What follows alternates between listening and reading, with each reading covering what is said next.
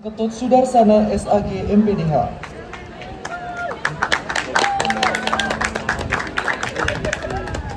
Profesor Dr. Ketut Sudarsana SAG MPDH merupakan sosok kelahiran 41 tahun yang lalu, tepatnya tanggal 4 September tahun 1982 di Ulakan, Karangasem, Bali. Mulai menempuh pendidikan pada SD Negeri 4 Ulakan dan lulus tahun 1994. Lanjut pada SMP Negeri 1 Manggis, lulus tahun 1997 dan sekolah menengah kejuruan ditempuhnya di SMK Negeri Sukawati, lulus tahun 2000. Melanjutkan strata 1 pada Staf Negeri Denpasar, lulus tahun 2004. Selanjutnya pada program Pasca Sarjana IHDN Denpasar, lulus tahun 2009. Niat untuk mengenyam pendidikan yang lebih tinggi semakin muncul dalam dirinya, sehingga melanjutkan studinya di UPI Bandung dan menamatkan dirinya pada tahun 2014. Memulai karirnya sebagai dosen pada Staf Negeri Denpasar sejak tahun 2005. Dan selanjutnya pada saat menjabat sebagai Ketua Lembaga Penjaminan Mutu, senantiasa menjadi narasumber baik pada perguruan tinggi negeri maupun perguruan tinggi swasta dengan materi sistem penjaminan mutu internal, audit mutu internal, dan materi lainnya. Kesehariannya, Prof. Sudarsana aktif melaksanakan Tridharma perguruan tinggi, sehingga dengan hobi menulisnya sejak tahun 2018 hingga kini telah melahirkan puluhan karya tulis ilmiah, baik dalam bentuk artikel ataupun buku yang telah terbit. Sosok pria yang berpenampilan selalu formal dengan kesederhanaannya, sehingga atas asung Kertawarenugraha Ida Sang Hyang Widiwasa akhirnya berhasil meraih gelar profesor, yaitu guru besar dalam bidang ilmu pendidikan agama Hindu pertanggal 1 Agustus tahun 2000.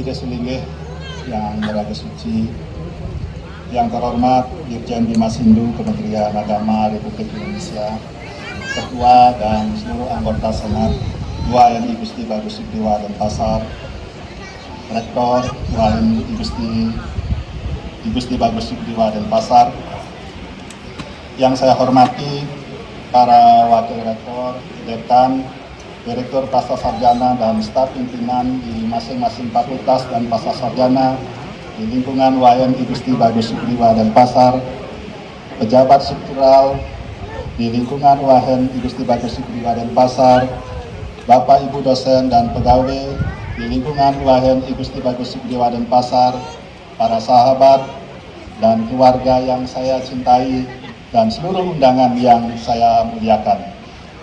Om Swastiastu. Assalamualaikum warahmatullahi wabarakatuh. Namo Buddhaya, salam kebajikan, salam sejahtera bagi kita semua, salam rahayu. Pertama-tama izinkan saya mengucapkan puja dan puji syukur hadirat Ida Sang Yang Widi Tuhan Yang Maha Esa, karena atas kasih beliau kita selalu dianugerahi kesehatan, kebahagiaan dan keselamatan sehingga hari ini kita dapat berkumpul dan mengikuti acara pengukuhan guru besar di Universitas Hindu Negeri Igusti Bagus Sudiwa Denpasar. Semoga Bapak Ibu sekalian, teman-teman semua beserta keluarga selalu dalam lindungan beliau. Ketua dan seluruh anggota Senat serta hadirin yang saya hormati, pada kesempatan yang berbahagia, izinkanlah saya dengan segala kerendahan hati memohon izin untuk menyampaikan orasi ilmiah dalam rangka pengukuhan guru besar di bidang ilmu pendidikan agama Hindu dengan judul Internalisasi Nilai Pendidikan Agama Hindu dalam Membangun Generasi Muda Hindu yang Berkualitas. Hadirin yang saya hormati, pembangunan nasional merupakan upaya untuk meningkatkan seluruh aspek kehidupan masyarakat, bangsa dan negara, di mana hakikatnya adalah pembangunan manusia Indonesia seutuhnya yang dilaksanakan bersama oleh masyarakat dan pemerintah.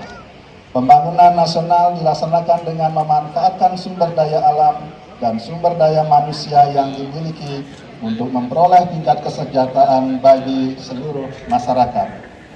Menghadapi perubahan masyarakat yang berkembang, manusia dituntut untuk selalu belajar dan beradaptasi dengan perkembangan masyarakat sesuai dengan zamannya. Untuk itu, pendidikan berperan untuk mempersiapkan SDM menjadi pembelajar seumur hidup yang mampu belajar secara mandiri dengan memanfaatkan berbagai sumber baik yang ada di sekolah maupun di luar sekolah. Melalui pendidikan, upaya peningkatan kualitas SDM ditempuh dengan berbagai cara seperti bimbingan, pelatihan, dan pengajaran. Pada era globalisasi ini, para generasi muda Hindu sudah tidak bisa menghindar dari pengaruh perkembangan globalisasi yang cenderung individual, kapitalistik, dan materialistik. Oleh karena itu, generasi muda Hindu harus bersiap dengan segala cara mengisi diri dan dalam menghadapi segala tantangan yang akan terjadi. Generasi muda Hindu pada dasarnya merupakan tulang punggung kehidupan berbangsa dan bernegara, sehingga dituntut untuk mempersiapkan diri dengan berbagai keterampilan yang memadai sehingga mampu melaksanakan dan meningkatkan taraf kehidupannya menjadi lebih baik. Hadirin yang saya hormati, proses internalisasi nilai pendidikan agama Hindu menjadi sangat penting bagi generasi muda Hindu untuk dapat mengamalkan dan menaati ajaran dan nilai-nilai agama dalam kesehariannya. Dalam menanamkan nilai-nilai tersebut, terdapat beberapa unsur penting di dalamnya, seperti orang tua, tokoh masyarakat, guru, dosen, dan lainnya. Semua unsur tersebut saling terkait satu sama yang lain dalam upaya untuk menanamkan nilai pendidikan agama Hindu secara optimal. Selain itu, faktor yang harus diperhatikan adalah metode yang sesuai dengan menanamkan nilai-nilai yang terkandung dalam ajaran agama Hindu, antara lain berupa nasihat, keteladanan, pembiasaan, dan pendampingan. Hadirin yang saya hormati, kegiatan pendidikan agama Hindu dikenal dengan istilah aguron-guron atau asewaka dharma, yang berarti pencarian pengetahuan dan keterampilan yang dilaksanakan terus-menerus di berbagai tempat dan waktu dengan cara sengaja dari orang yang berpengetahuan luas dan terampil. Sehingga dikaitkan dengan jalur pendidikan, maka pendidikan dalam agama Hindu bukan hanya sekedar berlangsung di jalur formal di sekolah saja, melainkan pada semua lingkungan sosial, serta berlangsung seumur hidup. Kemudian pencarian pengetahuan itu adalah menjadi sangat penting dalam konteks perkembangan dan kehidupan di masa ini. Generasi muda yang karena berbagai sebab tidak dapat melanjutkan pendidikan formal pun tidak boleh berhenti mencari pengetahuan dan keterampilan, karena seseorang yang tanpa ilmu pengetahuan hidupnya dalam kegelapan atau bagaikan orang mati. Generasi muda Hindu juga memiliki kesempatan untuk mencapai kesuksesan, walaupun pada umumnya pencapaian kesuksesan itu selalu dijelaskan lebih karena faktor eksternal, tetapi bagi Machellan lebih merupakan faktor internal, yakni nilai-nilai dan motivasi yang mendorong untuk mengeksplorasi peluang, untuk meraih kesempatan, pendeknya dorongan internal untuk membentuk dan merubah nasib sendiri. Pandangan lain didasarkan oleh studi Maxwell terhadap tesis Weber mengenai etika Protestan yang mendorong etos kerja masyarakat dalam menumbuhkan ekonomi di Barat, sehingga analog yang sama juga bisa dipergunakan untuk melihat kesempatan generasi muda Hindu untuk mencapai kesuksesan ekonomi. Ajaran agama Hindu khususnya di dalam kitab Bhagavad Gita Sloka 3.8 mendorong setiap orang untuk memiliki etos kerja, yakni dengan bekerja sebagai bagian pelaksanaan kewajiban kehidupan. Sloka tersebut menyiratkan bahwa setiap orang tidak boleh menganggur, karena tanpa bekerja, seseorang bahkan tidak akan mampu memelihara badan jasmaninya, yang dalam hal ini adalah tidak mampu memenuhi kebutuhan sandang, papan, pangan, serta menjaga kesehatannya. Oleh karena itu, generasi muda Hindu dengan segala keterbatasan tetap bekerja dan memaksimalkan potensi yang ada dalam dirinya. Dalam konteks ini, nilai pendidikan agama Hindu bisa dilihat dari nilai tatwa. Nilai tatwa ini berhubungan dengan nilai kejujuran, artinya wujud tidak berbohong. Kemudian nilai susila. Dalam aspek nilai susila, ini kita bisa lihat dari pertama adalah kebersihan diri, dan kemudian kebersihan lingkungan. Kemudian yang kedua adalah kesopanan dalam berpakaian, berperilaku dan berbicara. Kemudian kesopanan dalam berinteraksi dengan yang lainnya, termasuk juga keluarga dan masyarakat.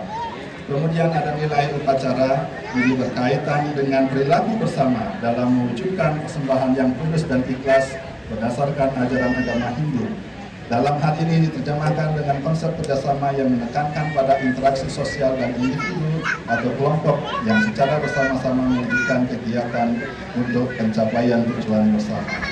Internalisasi nilai pendidikan agama Hindu di atas harus mampu membentuk perilaku generasi muda Hindu dalam kehidupan keseharian yang sesuai dengan ajaran agama Hindu. Konsep kejujuran, kebersihan, kesopanan, dan kerjasama yang telah menjadi perilaku tidak hanya memberikan nilai tambah bagi pribadi generasi muda Hindu.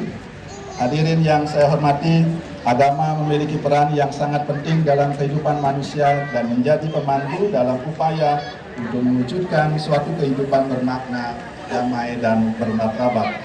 Kedekatan hubungan antara nilai dan ajaran agama Hindu dalam pendidikan agama Hindu tidak dapat terbantahkan lagi.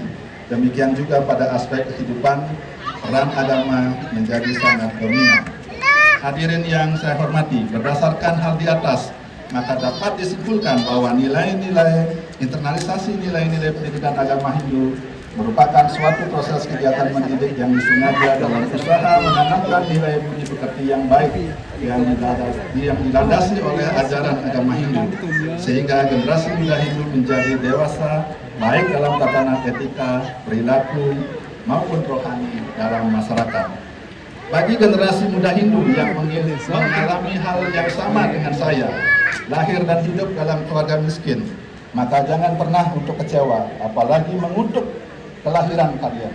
Jangan pernah menyalahkan orang tua kalian, jangan juga menyalahkan keluarga lainnya, apalagi masyarakat di sekitar. Mungkin saja kalian akan mengalami kejadian-kejadian yang menyakitkan hati, dibully, diacukan, dan lain sebagainya.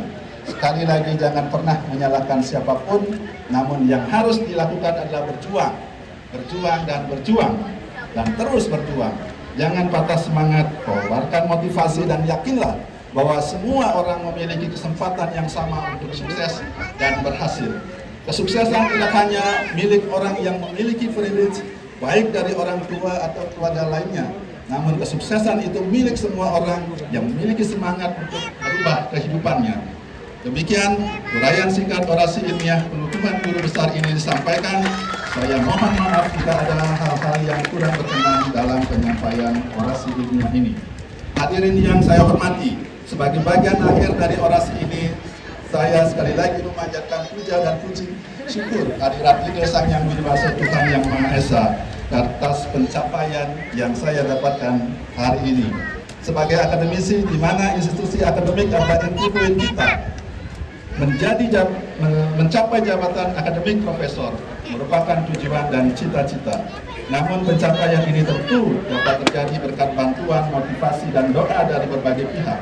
Izinkanlah saya dalam kesempatan yang berbahagia ini menyampaikan terima kasih yang sebesar-besarnya dan setulus-tulusnya kepada Menteri Agama Republik Indonesia, Bapak Yakut Khalil Mas, atas kepercayaan kepada saya untuk menduduki jabatan guru besar. Dirjen Bimas Hindu Kementerian Agama RI, Bapak Profesor Dr. Inengah Wijaya MSI, yang selalu memotivasi dan membimbing saya untuk meraih jabatan akademik guru besar ini.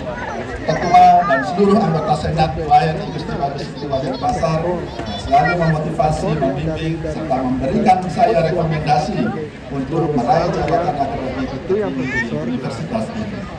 Rektor WAYANI Gusti Bagus Kabupaten Pasar, Profesor Dr. Gusti Brasudiana MSI, yang telah mengeluarkan kebijakan untuk mendorong serta memfasilitasi setiap usulan kenaikan jabatan guru besar.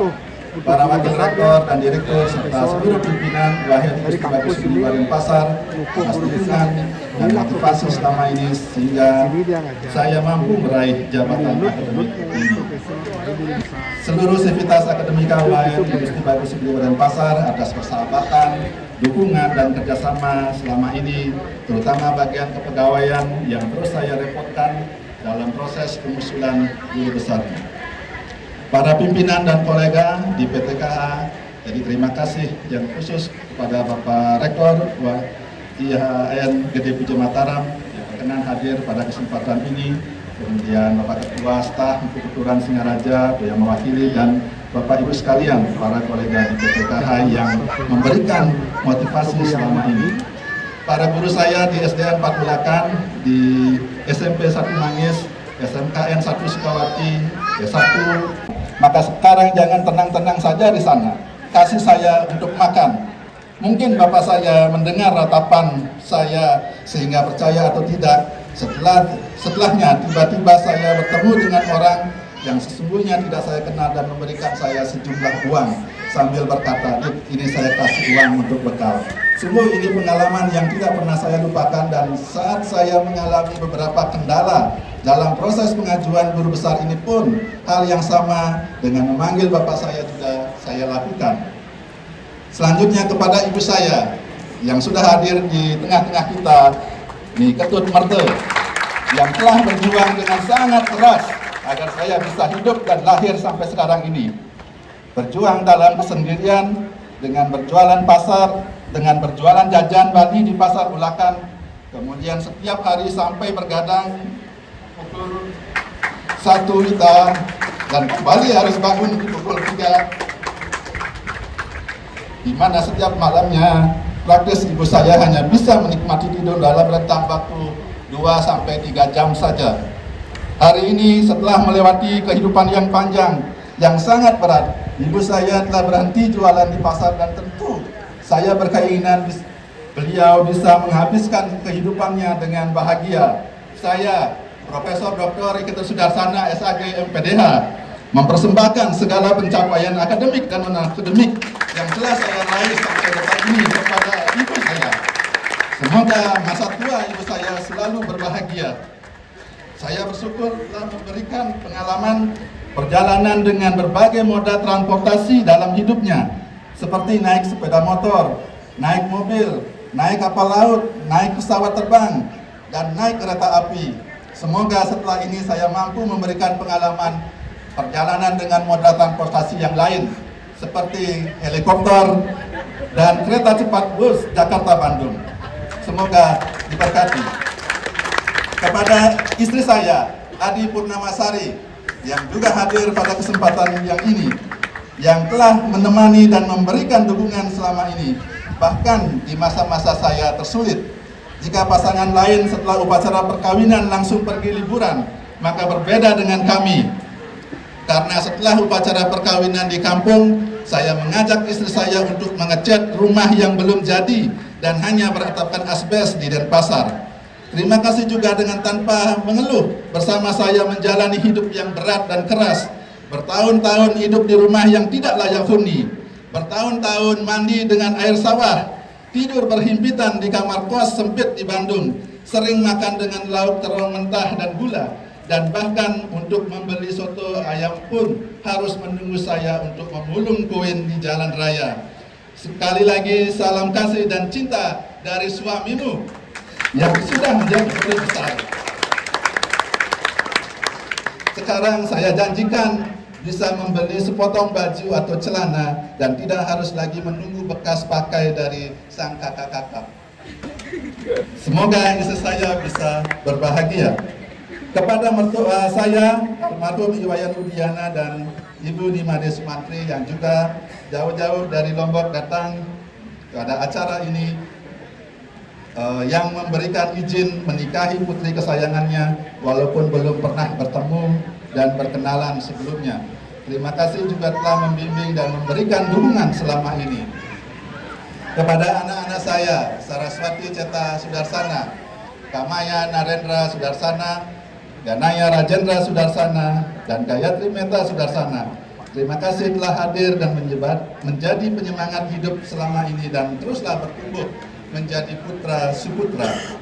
Kepada paman saya dengan Pak Agus juga hadir pada kesempatan ini, kakak-kakak saya, Ika Runas dan Nyoman Sukarya, ipar saya, kemudian saudara sepupu saya, Ika Juliantara dan Ina Juliana beserta istri masing-masing, ponakan saya yang telah memberikan dukungan selama ini. Seluruh keluarga istri saya yang juga berkenan untuk hadir, datang jauh-jauh dari Lombok, Niputu Erika Krisnayanti, Nimade Silvana, Ariati Paramita, Hadiarta, Damananda, Desa Nyoman Aiswatini, Nikomang Novita Sari beserta dengan putra-putrinya yang telah memberikan motivasi dan dukungan moral maupun material selama ini. Jadi beliau ini adalah ATM saya di saat-saat saya susah. Para kolega saya semasa sekolah di SDN Patulakan dan seterusnya, kemudian para kolega saya di organisasi Relawan Jurnal Indonesia, Ban PAUD, PNF, Ban SM, Ban PT, Lamdik, Arjuna, Sintadikti, IKAPI, PDRI, ADRI, PDPI, IDRI yang selama ini telah mendukung saya dan telah menjalin kerjasama yang baik. Kepada seluruh pihak yang telah membantu dalam perjalanan akademik saya, sekali lagi saya ucapkan terima kasih yang setinggi-tingginya. Berikutnya, saya juga menyampaikan ucapan terima kasih dan hormat secara khusus kepada Ide Resi Putra Manuabang beserta dengan keluarga besar Asram dan Dipuri yang telah menjadi guru saya, menjadi orang tua saya, menjadi sahabat saya, dan Profesor Niputu nanti terkenal dengan spiritualitasnya, maka saya hanya terkenal dari tulisan-tulisan saya saja. Terima kasih. Om Santi Santi Santi Om. Wassalamualaikum warahmatullahi wabarakatuh. Salam sejahtera bagi kita semua. Salam Rahayu.